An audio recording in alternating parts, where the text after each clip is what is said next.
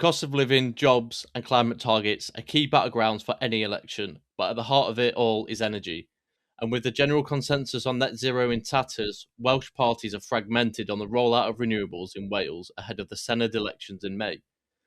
This has caused energy policy to become a central dividing line as Labour looks likely to lose its 100-year grip on Welsh politics. But stick with me as I take you through what the core parties are saying.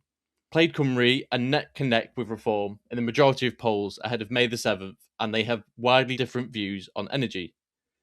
They have pledged a devolution of the Crown Estate, which is the prime facilitator of licences for renewables such as offshore wind. They say that devolution must be pursued with firmness to reduce the risk of expanding what they say is a Welsh ownership gap.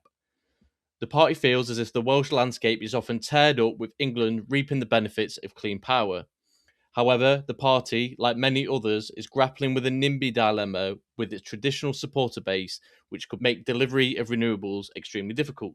Operating in line with the Central Communications, Reform Wales has vowed to scrap further development of solar and wind across Wales, claiming it has reached saturation point.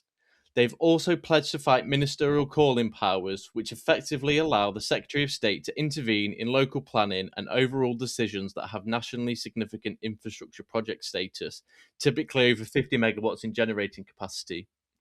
Reform, however, are super keen on developing nuclear in Wales, pledging full support for the 2.5 billion Wilfer SMR development in Anglesey, and would look to find other suitable sites for SM rollout across Wales.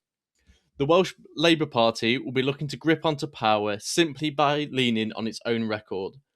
Their Green Energy Wales initiative, which is effectively the equivalent of GB Energy, is helping to deliver clean energy projects in their view, and record funding for Wales and the latest offshore wind allocation round is something they are heavily leaning into. They also claim to be the only YIMBY party on the ballot box, hoping to cash in on votes for those frustrated by slow planning lead times, something Welsh Labour has pinned to high energy costs. It would be safe to assume that the Green Party would be all in on renewables and nuclear. However, the party in Wales widely rejects nuclear, citing costs and environmental impact, instead in favour of the wider rollout of wind and solar. But diving deeper, grassroots Green voters widely oppose solar and wind being developed in their area, highlighting a massive rift between policy and sentiment on the ground. It is likely the Greens will be looking at other affairs, including conflicts in the Middle East, to pick up votes from disenfranchised Labour voters. And finally, Welsh Conservatives, somewhere in the middle of all of this, believing that their task is clear to elevate energy security, cut bills, and create skilled jobs across Wales. However, the party emphasised that the energy policy should start with realism. In its manifesto pledge, it highlighted that households and businesses need reliable power today and not vague promises for decades in the future. Instead, they argue of a support for a balanced energy mix combining renewables with fossil fuels because energy prices have rocketed too high in their view, and they feel that it will remain that way unless they take a maximalist approach that will see wider rollout of fossil fuels and renewables.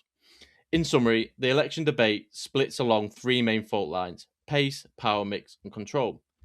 But with energy bills, climate targets, and industrial jobs all in play, the sector is set to remain one of the clearest signals in what kind of transition Wales chooses post May.